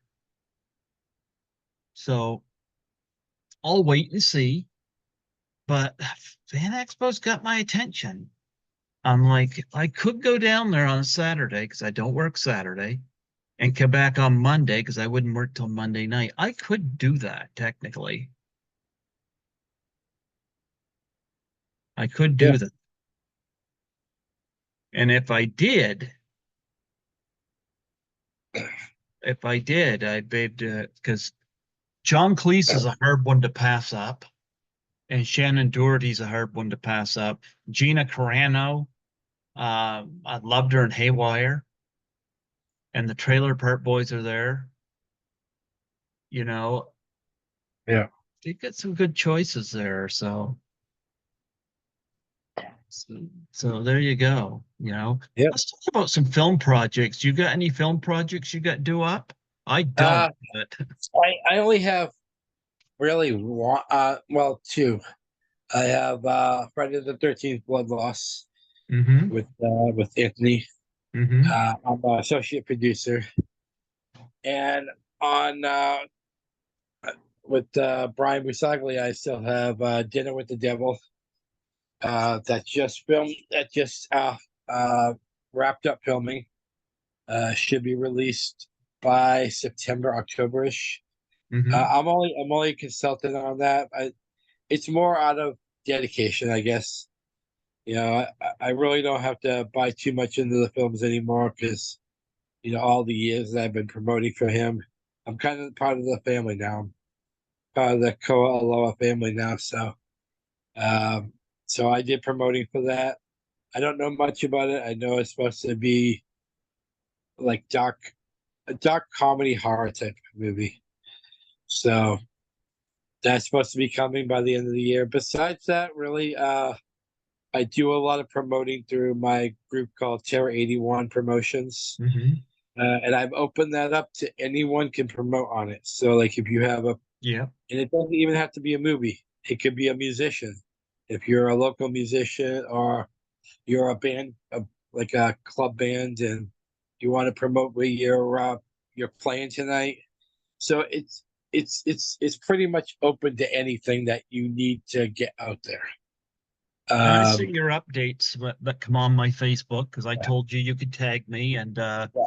A so lot I of my see updates those. lately have been about my review of Nightmare on Elm Street. I've been doing Mm-hmm. the movies one by one, and I was actually pleasantly surprised how much more I liked the remake. I still don't love it, and I still think overall it's terrible, Hmm. but I actually enjoyed it more than the time I saw it at the theater, and that's only because we do get a little bit more of the backstory where they've teased it over the years, like what kind of scumbag Fred Krueger was. But we've had this conversation before how people love killers, and like you're not supposed to love someone murdering people. Yeah. This movie gets back to that, and that's one thing that the sequels got away from. They made him to be a cult hero, and this movie brings it back to the core why we're supposed to hate Fred Krueger. He molested kids.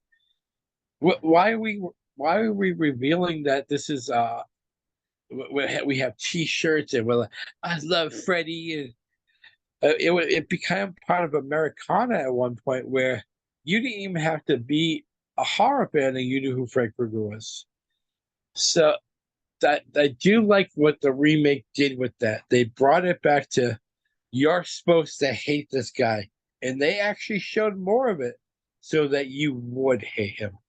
And so I did say that in my review. I was like, I still don't think it's a great movie, but I love the fact that they try to remind us what he is. And uh, besides that, on my channel, I'm doing my Mahoney's Madhouse. We just did the last two shows. We did a tribute to the Terminator. We did part one and part two. Hmm. And our last show, we did a tribute to Stallone with First Blood and Rambo First Blood Part Two. Our next show is going to be doing a tribute to Hannibal Lecter. We're going to dive into the world of Silence of the Lambs. So that should be a good show. It's going to be an open invitation show. Basically, if you're in the chat and you want to like put your 2 cents in, we're gonna try to give you a phone number to call, and you could be on audio just to give your quick opinion on what we're talking about at that particular moment. So if we're talking about the scene where you first get introduced to um, Buffalo Bill, and you want to say something about that particular scene, just basically comment saying that you want to come on for a second. We'll throw you a phone number and blah blah blah. So it should be a fun show. I'm trying to get Brooke Bundy to come back at some point this year because once again the October season is coming upon us, and that whole month of October we've decided to go back to the Father Mahoney House of Horrors for that month of October. So we're going to do that, and also trying to reach out to Apache Ramos right now for the 45th anniversary of the Warriors. Hmm. To do an anniversary show. So there's more bigger things coming this year than in the past for my podcast. So trying to get more guests on. Uh, Besides just talking about movies, we like to talk about someone's career and how they got into it. But you know the spiel. So, but yeah, I think, so big things to come into this. And I'm also almost at 1K for subscribers now. I'm at 958 right now. So 42 more subscribers to 1K. So hey, thank you awesome. for yeah, You're further along than I am. yeah. Yeah, But that's I mean, awesome. I promote enough. Like God, I Yeah. promote on 6 Facebook pages, my own Father Mahoney fan page, Hmm. on Instagram, on Twitter, on well X now, and sometimes on Snapchat. I think the So one movie I'm looking forward to seeing uh coming up is Maxine. I want to see that. I loved yeah, X and Pearl, so I still have yet to see Pearl because it's not streaming free anywhere.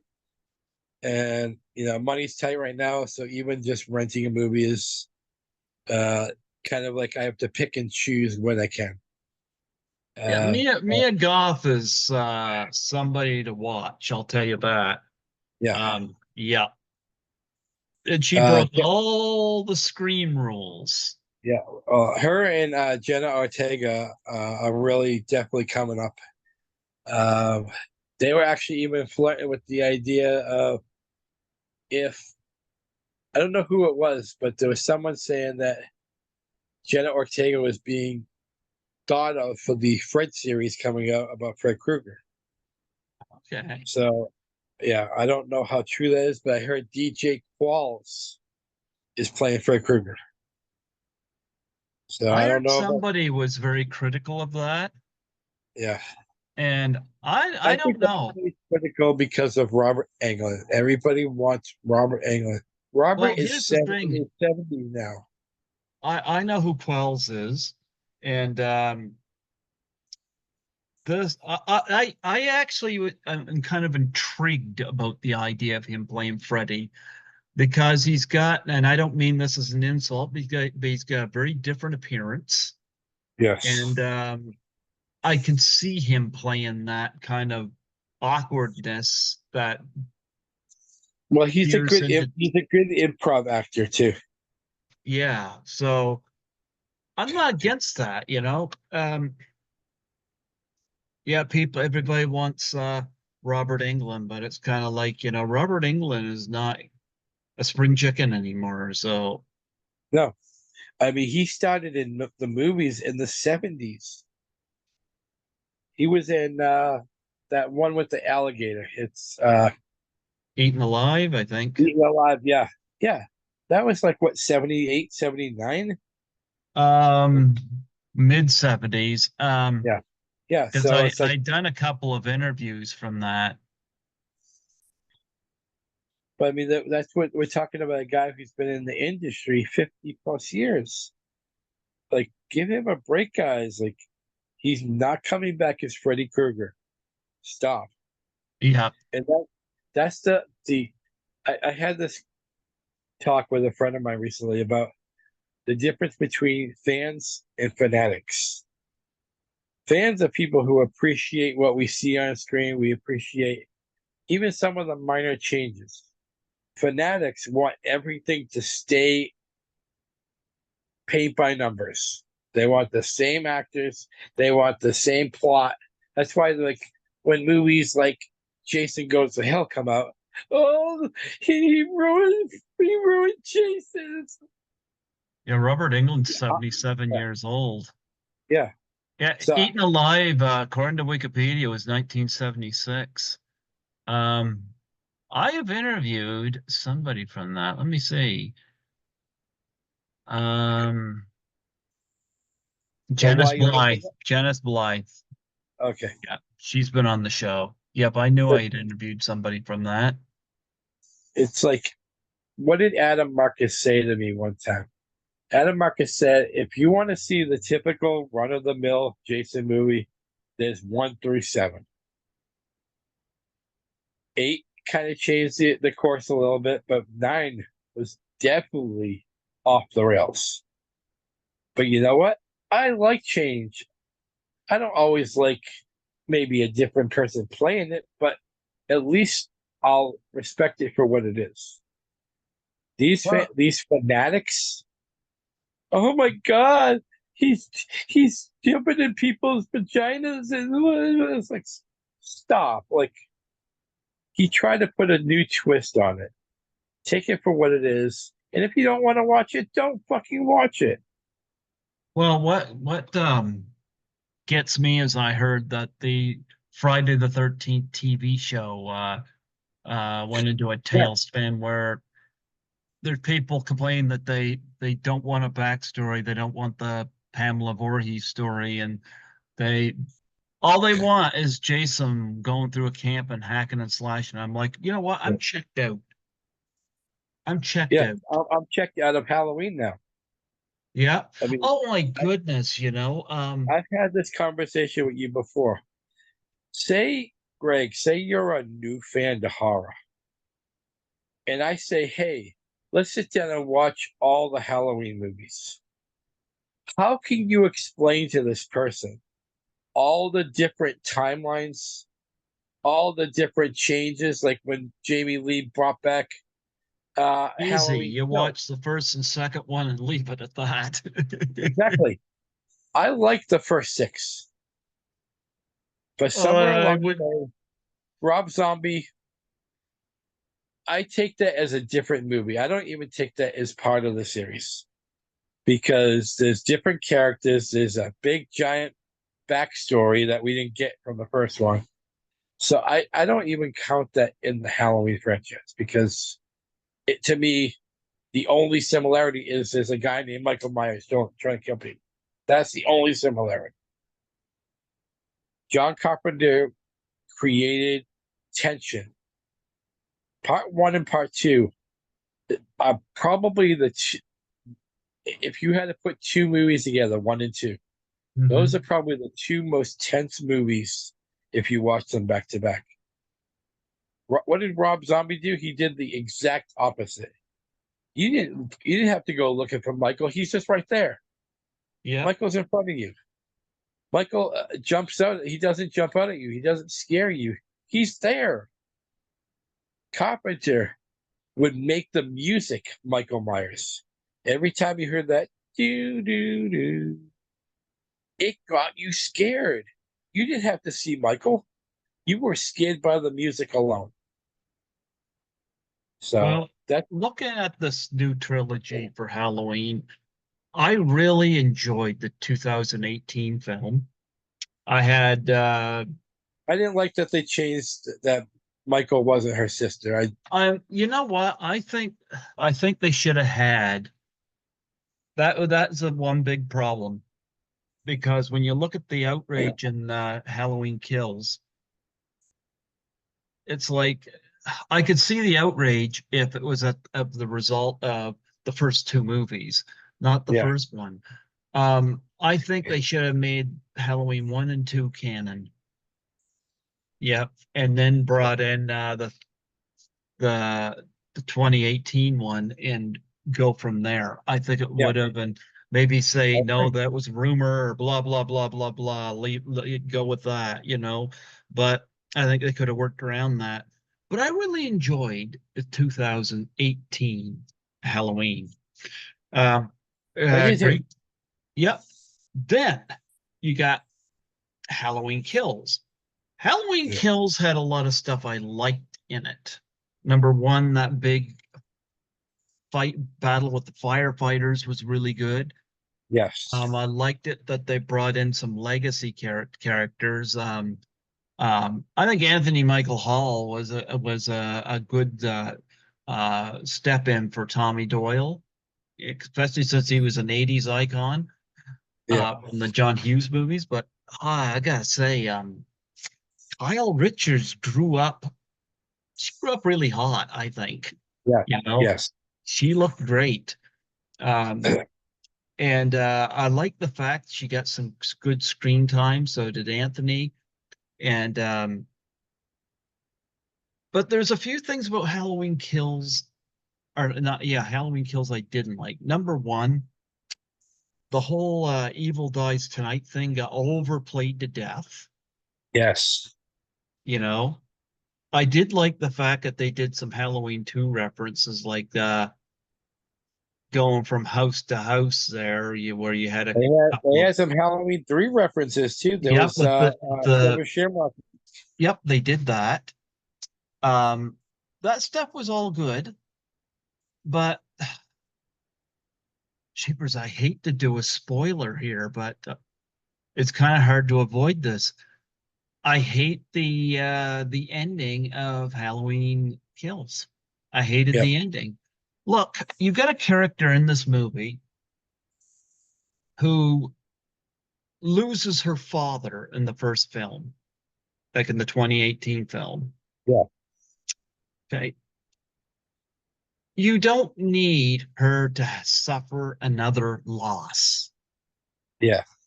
I think you know where I'm going. Yes. You know, Sure. I hated that they went that route. I think that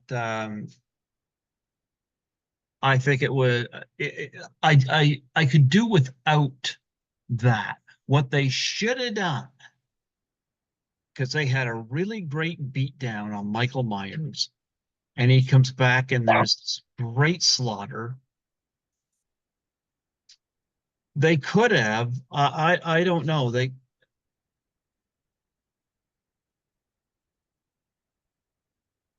I think that what they could have done is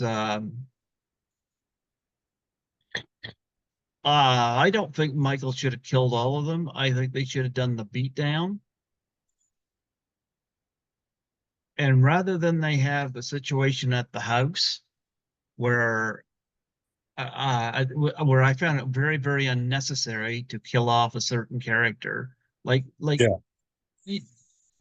Enough with creating more trauma with this poor teenage girl, you know? So I would have had them turn in his body's gone. Michael's gone, and you hear the heavy breathing and the heavy breathing and the heavy breathing. And even you could even have Jamie Lee Curtis on the phone thing, and you hear the breathing. You could still go with that. Yeah. There's a certain character I would have left alive. That was a nut shot to me that wasn't necessary. Then you've got Halloween Ends, and that's got all kinds of friggin' problems. Number one, here's the thing. Originally, all three movies were supposed to take place in one night and have ends end at dawn. I would have left it that way. I don't know whether it's because of the pandemic or whatnot, but I would have left it that way. Instead, we go into three movies in. They introduce this Corey character, which the performance was fine. Even the character I was didn't mind. fine. I didn't mind the Corey story. I didn't mind it too much. I had a big problem. They made Michael Myers look like a pussy. Yeah. And Well, I think he's still railing from the beatdown. yeah, but I think he was dying at that point. I think the intent was for us to believe that he was dying, and he was I don't know. surviving I think under they the did an injustice with the tunnel. character. And I like what they did at the end with all the townspeople. But again, Kyle Richards, you see very little in it. They do nothing with her in this third one. Um, the officer there, Yeah. he was kind of an afterthought in this movie. Like, this looked like the original idea of doing it all one night should have been how they did it. Yeah. If I were the studio, I would have told David Gordon Green that no, this ain't passing. This is not acceptable. And it really, to me, I don't own I think Halloween the Ends. problem. I have a hard time just owning that movie, you know? I have my only gripe with the Corey character is they focused on him way too long before you even see Michael. Like I went to the theaters to see this, and about 45 minutes into the movie, because I looked at my phone, we still don't see Michael, and I'm like, did I? At first, I had it like, did I come to the right theater? Because yeah, it's in Halloween. You hear some of the music, but I'm like, what? Whose idea was this to make this all about Corey? Yeah. Like, Well, David isn't it Gordon the Michael? Green, like he made Pineapple Express and movies like that with Seth Rogen and company, and I'm like, I like those movies, you know. But I mean, I can see it where like Todd Phillips went from The Hangover and Old School and did Joker, you know, like it's some directors can do that. David Gordon Green, I don't think went from say Pineapple Express to Halloween very successfully. I think the No, 2018 one he did, there were certain elements of kills that he I did right, but I get then the he idea behind Corey. I get the idea. and he I screwed up think with Exorcist Believer. It's they like, wanted to create a character that you could sympathize now with Michael, because now this kid who just he accidentally killed a kid, he's being crucified in the town. and people are forgetting Michael because they haven't seen him. So who's now the bad guy in town? Corey is, because Michael's dead, according to everybody else. They think he's dead. So Corey is now taking over that role of because they need to hate someone in town. So now Yeah. that kind of, but that's where I would have shifted right to Michael. Not 45, 50 minutes later. I would have shifted him maybe 20 minutes into the film and said, hey, bitches, remember me, basically? Like, Yeah, and I yeah. kind of get they were trying to maybe pass the baton to Corey. But then you see him end up killing Corey. So, but Corey was the only one that seemed to understand Michael. Like they had that moment where they were face to face for a while, and Michael had plenty of opportunity to kill him, and he didn't right away. I don't know. It didn't work for me, but then now you got stories of Danielle Harris wanting to retcon the fourth one, and fans are like blah blah blah blah. And I just it's like Like Daniel Harris is so much of stop. a better actress that she could do other roles besides reprise her old role. I don't know. These fans annoy me a lot. It's Yeah, just like with the Friday the 13th thing. I wouldn't mind a Pamela Voorhees backstory. There's no. definitely room for it. And all I'm hearing is, wah, we want to see Jason in a hockey mask wander around the woods killing teenagers. That's how difficult is that to do? Wah. And I'm So like, a you know lot of what? people feel like that it went under already because one company pulled out. But from what I understand, they're just rewriting the script right now. They're not. Another thing too that I'm not going to put up with the Friday the 13th thing is them trying to modernize it. You know, Yeah, Jason drowned in 1940, or no, Jason was born in 1946. He drowned in 1957, killed yeah, the two teenagers, died in 58. And then you yeah. had the backstory, a bunch of Keep the fighters, story the same. some wire. If they start modernize it so that, oh, I don't know, we could have the internet and cell phones and latest, it's like, you know what?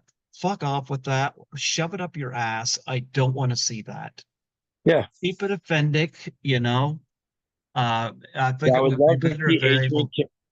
I would love to see Adrian King play Pamela. I don't know what her character is, but she's attached to the project. I don't I know if would I'm going love to to see her see. play Pamela, but I because all I'm going to be thinking of is Alice. Oh, but nonetheless, it's just Well, makeup does wonders. If they put a little makeup on her, maybe make her hair look older. I think she could because she's always said she's the one to pay homage to Betsy Palmer. well. And Here's so, here's the thing. If they modernize it, I'm out. It's like I'm out. yeah, no, I agree. Yeah, I agree. Keep it to the 50s. yeah. Like I'm just I don't need to see that. You know. Keep it true to the material, but if they start playing around with it, I'm out. Yep. I don't have fucking time for that. And these like there's a lot of the fan base today, like they got the attention span of what. Yeah. Yeah. But there's been So some good movies this year that I've gone to see. I went to see The Watchers recently. That was pretty good. I'm not a huge M. Night Shyamalan fan, I'm gonna but tell you, I wanted to see Kinds of Kindness and we didn't fucking get it, and I'm pissed. yeah, I've always supported theaters, so I gave a warning. I put this on Facebook. If we don't get Maxine at our theaters, I'm done going to the theater here. I had to go to Toronto to see Poor Things and Dream Scenario, which both of which I enjoyed. I'm getting tired of the whole idea. Like I had who did I have on the other day? That shit. Who did I have on the other day that go look it up here. Okay, who did I have on? Who was that? Oh yeah, Kenna McEnroe from Office Space, and she's doing a film called Honey Don't with Ethan Cohen and his wife Trisha Cook, and she had mentioned that she was involved with Driveway Dolls that have Margaret Qualley in it. And Yeah, again, another film I wanted to see, Driveway Dolls. We didn't get it here, but we got fucking Madam Web here, which was a big waste of time. And I we think got the best movie I've Night seen in the Swim theater. here. That was bad. Yeah, the best movie I've seen this year in the theater for horror, anyways, was Abigail. I really enjoyed Abigail. It was a different take on a vampire film, and kind of reminded like towards the middle. It kind of reminded me a lot of like From Dusk Till Dawn type. Okay. Like you don't realize this is a vampire movie. It starts off completely different, kind of like From Dusk Till Dawn did, and then it turns into a vampire movie. I kind of like that aspect. Lots of lots of jump scares. And I like that in a movie. I like someone to attempt to try to scare me. It doesn't always Yeah. work. Doesn't always work, but I like the attempt at least. I don't like just going to the movie and enjoy a great. I enjoy a really good story too. Don't get me wrong. I really Well, like. I'm one to I like going to the movie to see go to the theaters to see a movie. But if we don't get Maxine, because we got fucked on Kinds of Kindness, so if we get fucked on Maxine, then You're done. I'm gonna set my TV up to stream, and I'm like, well, if I gotta stream the movies I want to see, then I'll stream the bullshit that they're shit trying to shove down my throat. Yep. I mean, two can play that game, you know. I don't want to go to streaming. You know, my TV's set up to watch my Blu-rays. I don't want to stream, but Yeah. if we're not going to get the movies I want to see, then I'm just going to say fuck off to it, and I'll stay home. I'll stream the Well, movies I like, that's a and I'll good little ignore the trash they want to shove down my throat. that's a good little segue into a movie that's coming on streaming exclusively in Beverly Hills Cop 4. Again, don't want to see it on streaming. Disney did something smart recently. They released Inside Out with a 100-day window before it goes on streaming. And what a smart move, because it's right now the highest grossing film this year. And by the time the 100-day window comes, that thing is going to make a killing at the box office. It's already a hit. Yeah. Beverly Hills Cop 4, if Netflix would get pull their fucking heads out of their ass, they would realize they could probably make a profit off of this in the theater. Yeah. Because how long has it been since the last Axel Foley? 92 was it? 94. 94. So Beverly Hills, yeah. So we're talking 30 years since Axel Foley. Like I don't want to I You're don't want not to going watch. to capitalize that on that? Well, I'm not going to watch it streaming. That I'm just refusing to. They can either release it in our theaters or I just don't see it. I'm not playing that game. You know, that one thing a fucking pandemic did was it really screwed up going to the movies. You know, Yeah. me, I like going to a dark theater, sitting down with an audience and watching a movie. I still enjoy doing that. You know, It hasn't rebounded though. When I go to a premiere of any movie, you're lucky to have maybe a third of the theater. I remember going to see premieres in the 90s. The opening day was sold out all day. You couldn't just walk in 20 minutes before a showing. Now you can. You can walk in 20 minutes before any showing and still have plenty of seating view. You couldn't do that in the 90s or the 2000s. The pandemic fucked it all up. Because now Yeah, people, oh, we can sit, we government can and pause it, we can pause it. pharmacists, studios, they made lots of money on that, you know. Fuck the every. I hate to be a pandemic denier, but I don't believe 75% of the stuff we were told. I don't believe. Yeah, I Yeah, agree with that. But yeah, but I'm because our but prime my point. minister Trudeau went. I think it was said he went from being worth what was it, 1 million to being worth 9 million. Am I quoting that right? That's been said, and it's like, really? How does that fucking happen? Well, everybody else is burning in the country because bullshit. Yeah, I fucking Well, hate politics. the point I was trying to make though is when everything became streaming, people saw the convenience of it. We don't have to move from our seat to use the bathroom. We can pause it now. Yeah, I'm We still don't have not to. going to engage it. No, I'm getting to that. But I'm saying like we don't have to pay for $10 popcorn. We can buy the small bags at the store. So it became about money convenience. And people forget we didn't care about that in the 90s, the 2000s. Yes, we knew we were spending money, but we were spending money to have a good time, a night on the town, get out of the house for a second.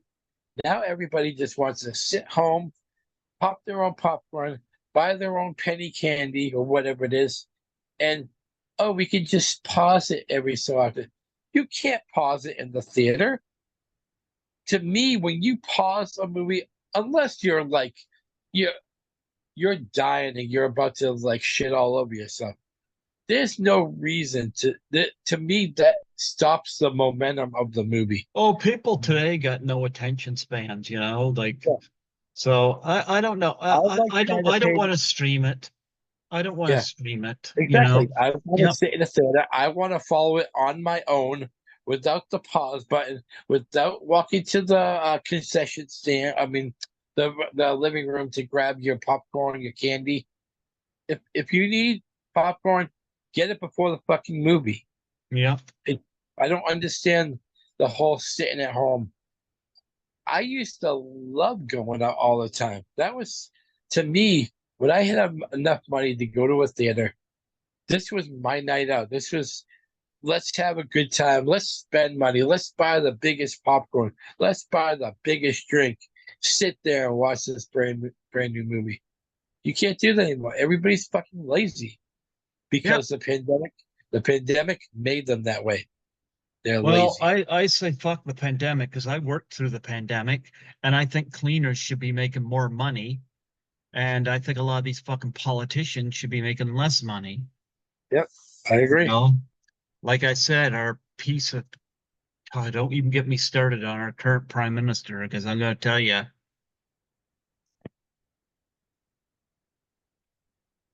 he's already said he admires Chinese dictatorship.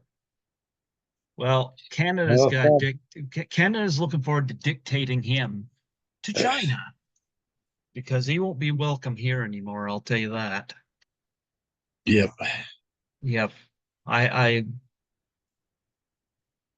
I don't want to deny the pandemic. I know there was some people that sick through it and there was some people that died.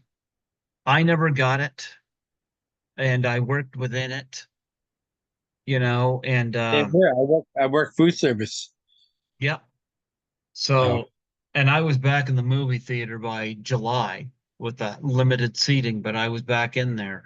Like I got tired of this fucking fear mongering. Like fuck off with that. Let me live my fucking life. Like piss off. That's what I say to that. Yeah. you know what? Bodies are supposed to get sick. You're Mhm. supposed to build up your immune system to fight things like this. It to me, the sitting at home or when you went outside, it was essential. You had to wear the masks, and everybody. I'm sitting there going, like, how is my mask gonna affect somebody else's? Like, if I don't wear a mask, but someone else wears a mask, isn't that doing the same thing? It's Yeah. blocking my germs from going to you. So now I'm blocking my own germs against someone else's own germs, but yet we're all touching a table together. It's like, huh? Oh yeah, these people were all fucking stupid. I like I said, I worked in the food industry, and yeah, we had the plexiglass up, and but here's the one thing that everybody touched, but nobody said anything about have we cleaned that lately? The credit card machine. That was being used every 10 seconds. When we make an order, they go to the end of the line. 1347. They put their card in and they're touching the machine that someone else just touched 10 seconds ago. But nobody said anything about that. Isn't that the same thing?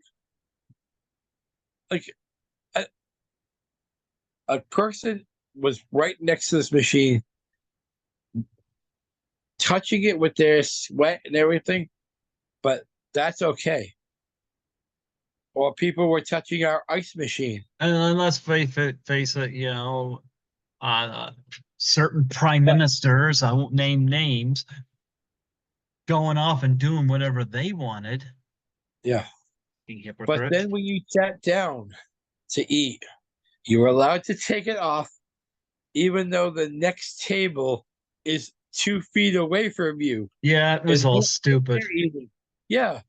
I thought it was 6 feet, not 2 feet. Like I'll never understand some of the rules they put in place. Never. Yeah. Yeah.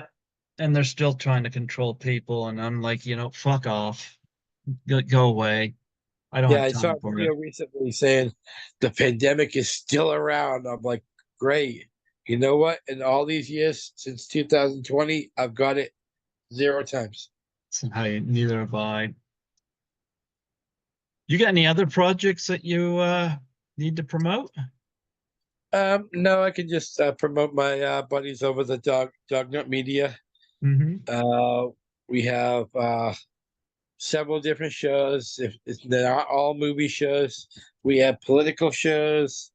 We have comedy shows. We have backward hillbilly shows. We got more shows coming to the network soon. Uh, and and we don't run it like a lot of other networks where like there's one person controlling everybody's content.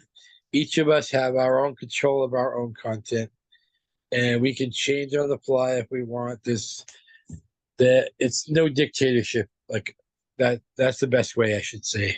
Mm-hmm. You can find us on the Dognet Media is on Rumble. Most of our shows are on Rumble. Backward Tara show is on Rumble. My show is on YouTube and Rumble. You can find it under Mahoney Massacre. My show is Mahoney's Madhouse. Like I said, in about 10 days, we'll be doing Silence of the Lambs. And hopefully by the end of the year, we'll have some more special guests on. And what else can I say about that? Like I said, there's something for everybody on our network. So we even have a music show coming soon. So my buddy, oh yeah, I can promote my co-host, Cyrus Alderwood. Cyrus has a show on Spotify. It's an audio show. You can also find him on my show, Mahoney Madhouse. He's my co-host, and he has a new book coming out. Actually, like coming out, it's going to be at all the places you can buy a book, buy it online. I don't know all the details yet because he said that final details are still being played out right now, but I will let you guys know as soon as I know. So much love, everybody. And Greg, thank you for having me again. Oh yeah, it's always fun, and yeah, always fun to have the Bruins guy on here to see if he's still fighting the good fight. And I see you I are. am. I am. Yeah, we've both been in the trenches in terms of shit jobs, not valuing us, and yeah, Definitely. Definitely. and both in a better place now. I feel a lot more confident if I was now living in Toronto, but still here. But at least Yeah. I'm working, so I gotta look at least that positive, but I still want to move to Toronto. But yeah, But the Skittles want to move to Toronto. Skittles don't have a say because I'm paying everything. Skittles is living here for free. I know cats always have a hard time with moves. Like Well, yeah, I think he'll do fine. Like you just have to work him in slowly. yeah, but yeah, I love my kitty. Yeah. But anyway, it's great to have you come on here today and Number four. yeah, number four. Next year we'll put you on you'll be in the five timers club. Yeah. Yeah. Who was it that was it Scotty that said he's been on 7 times, is it? Eight. 8. I don't think anybody's catching Scotty for a while. Technically, Jeffrey Mark has been on more than that. He's been on over 10, but Jeffrey Mark, I classify different. Jeffrey Mark's been on four times just talking about his own career, but he was on once interviewing me on my 50th birthday. So I look at that as different. And he's done oh gee, he's done eight Tribute or shows. nine tributes. He did come on here and tribute to Lucille Ball, Ella Fitzgerald, Mary Tyler Moore, Steve Allen, Milton Berle, Don Wells, um, and most recently Ethel Merman. These were people that he knew personally. Wow. So yeah, so he was able to dive into that. So he's been on more than Scotty, but I kind of look at it like four as in four of him and seven tributes and one where he interviews me. Yeah. So that's kind of how I look at him because he was not the focal of the tributes, but um, he was the one that did join me in the tribute. So Yeah. yeah, that's kind of, and I've had others, like Nancy McLaughlin interviewed me on my 51st birthday. So like she's been on five times, but and then she's done that. So I look at that a little differently because whenever I put what the interview is, it'll usually be, interview one, interview two, interview, Yeah. yeah. Um, I position those ones, I tag those ones a little differently when I label them. So it doesn't take away from the fact that they were on X amount of Yeah. times. But Scotty McCoy is the only one that's got Scotty McCoy interview 8. That's, so that's, Does anybody have 7? yeah, TJ Doyle, uh, a Los Angeles musician. He's got 7, Okay. you know. So Does he tie Scotty this year or no, he and Scotty were both on in January. okay? Yeah. So there's people I have on pretty much every year, and then there's uh Troy. depending on connection. Yeah. And I'm fine with that. So Who's the one that you have on the same day every year? well, Troy Elke comes on June 21st. I don't know Uh, why that date, but he's done it five times now, June wow. 21st. And Tracy Savage comes on Boxing Day, and she's been on five times a Boxing Day. Yeah. And I guess it's start a new category now. How many times on the same day? Troy Elke so and Tracy yeah, would those be are the only two that have done that. But I'm honored Tracy comes on Boxing Day. That she comes on that day, so it makes Christmas even a little more special for me. Yeah, yeah. yeah, she's stunning, of course. So, yep. So, yeah, I sometime I should go through and I should make a countdown of how many different guests I've had. Like I know how many different interviews I've had. I think you're number 850 in total, but I'm talking about how many different guests. And that might be interesting. See how many different people I've had on here. Yeah. Yeah, yeah. But anyway, Rob, I bid you a wonderful day. Keep fighting the good fight. Keep promoting the Bruins and letting them know that you're their most valuable player. I am. Yeah. And again, you're allowed to share whatever it is you want to tag me on stuff. You keep doing that. I see your posts when they come up. I don't always comment, but I definitely see them. So, yep. So, Well, I'll promote one more thing before we go up to. yeah, please. I'm running a poll between doing the Halloween series next or the Texas Chainsaw Massacre series next. So anybody who is watching this who is subscribed to my channel, check out the community page on my YouTube channel. If you go on that scroll bar, there'll be home, video, short, live. The next one will be community. I'll be running a poll soon because I've already done Texas Chainsaw 1 on my podcast, and I've already done Halloween 1 on my podcast. So if I do the review series, they will start at number 2. And Well, I like both. I'll leave the links too for the originals. I like both, but if I was to listen to one, probably be Halloween. So, Okay, yeah. But I'll count that vote. yeah, but sometime I should come on there because I know some films I wouldn't mind talking about. Yeah. Yeah, I know some films that I would definitely love to talk about on there. Help them get more of an audience, if not that they don't have it, but yep. Well, our Rumble channels we're doing pretty decently. The other shows have taken off faster than mine. Mine average about 100 to 130 views.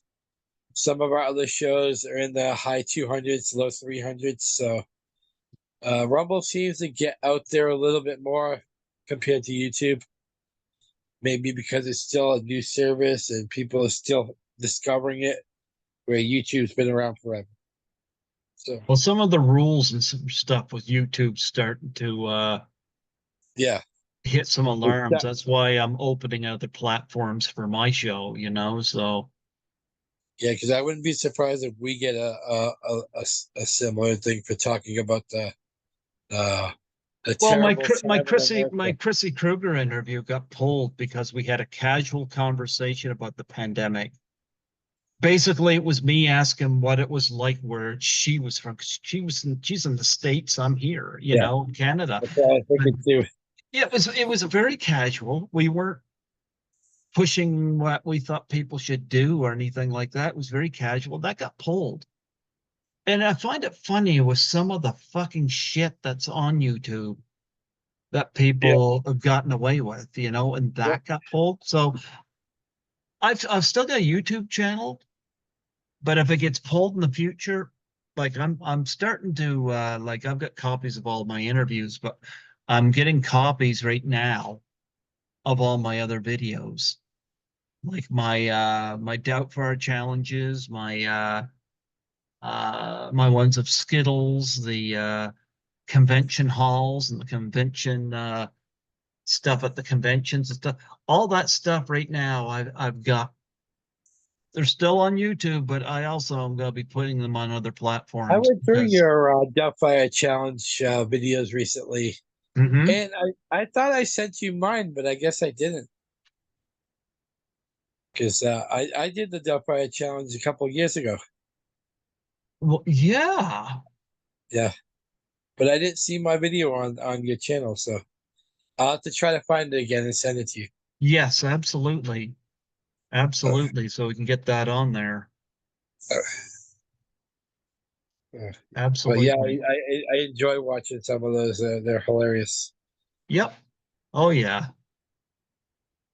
Although Judy doesn't find it funny, and Debbie Sue Voorhees don't find it funny though. Nope. They would much You know rather what I do find? You know what I find funny about Debbie C. Voorhees? pots and Her pans and actual career. This is what she's proud of. Her boobs. yeah, like her whole thing was. Well, they are very nice looking. Boobs Mhm. don't make a career. Well, she was gone there going, we just need to all love each other, this and that. Yeah, you sound like one of the people that echoed the thoughts and prayer thing after a school shooting. Like, thanks, Debbie Sue. You sound very, very concerned and sincere, you know? Yeah. And as for Judy, well, like I remember the response Sandy Johnson got when she did it, you know, and people loved it and they Yeah. expressed it to her. She could have had the same thing, but instead she's now avoiding cons apparently because she thinks I'm gonna stalk her, you know. And I suppose I'm the reason she didn't join the Friday the 13th, the final chapter people at the Frightmare in the Falls. And I'm like, you know what? If I'm responsible for that, good. She asked for it. Well, another one who doesn't have much of a career. I mean, I only know her from American Ninja also. And I actually just rewatched that recently. I'm like, oh Oh, God, it's dude, her. Vernon Wells even spoke nicely of her. Like people speak nicely of her, but I don't know what this whole thing of her treating me like shit. You Yeah. know, all she had to do was go to Ted White and could you explain this? And he would have had no problem doing that. And then just got sorted. And Debbie Sue could have mended this too. Like it Yeah. speaks volumes about Debbie Sue. And again, I put three fucking K into her movie. Yeah. You know, it's like thank you. So if they're mad that I backed over it with my car and videoed it, good. I thought that was hilarious. Well, a few people thought that was hilarious, but they asked for it. Yeah. They asked for it. They didn't appreciate it. They didn't appreciate anything I did with that. They just sat back and judged me, and then you had other Uh, people, your Vincent there's DeSantis and your Christopher Norris walking away from me. only one thing more hilarious than you running over the car is the Yeah, fact that there's no special features on the DVD. yeah. Well, my car tires are the special That feature on the DVD. that literally is the one thing every time someone releases a DVD or a Blu-ray. That's the one consistency that should be there. Either behind the scenes, footage that they didn't use, interviews with the cast, something. Give us something. Like, but they didn't give us nothing. Yep. And Carrie Yates told her to keep her props or perks. She don't want them, you know. So like people say, Greg, you burned bridges. No, they burned bridges with me. Yeah. That's just how it is. Yep. Now, will I call them out if I see them at a con? Well, I guess we'll wait and see. I don't think I would call Debbie Sue out, but I think I would call out Judy Aronson, Yeah. you know, but I don't know. I guess we'll wait and see, you Well, know. next con see that and you're right, you should say, hi, I'm not here to stalk you, by the way. You know what? I was half thinking, I was telling Scotty McCoy this, and I was telling Troy Elke this. I'm half tempted to get a t-shirt done with the likeness of Judy Aronson on that raft, only instead of Jason, it's me up there and with a like look on my face, you know, and Yeah. except no knife. I was half thinking about having a fucking dildo, But you know you should get like your mop for work. but I'm here you to know, broom. and I'm here to sweep you away. and then on the shirt it says Judy Aronson stalker, and then on the back, all your Judy Aronson stalker needs. But um It sounds funny, but at the same token, it's kind of like rubbing salt in a wound. Yeah. Like, let's face it, Judy Aronson was involved in one of my favorite Friday the 13th movies, and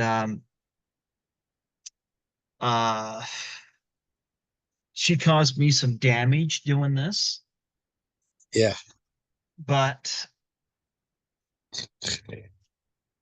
it sounds funny to do that t-shirt up, but number one part of me is just don't want to spend the money, and number two, it's just like I would like to think that this could be settled in a more peaceful way, but I don't Yeah. know. With Judy in particular, I don't think it can be like the accusations and stuff that's been thrown. I don't know whether it was her or Debbie Sue or who's been saying it, and people from 13th Fuck Boy just going along with it.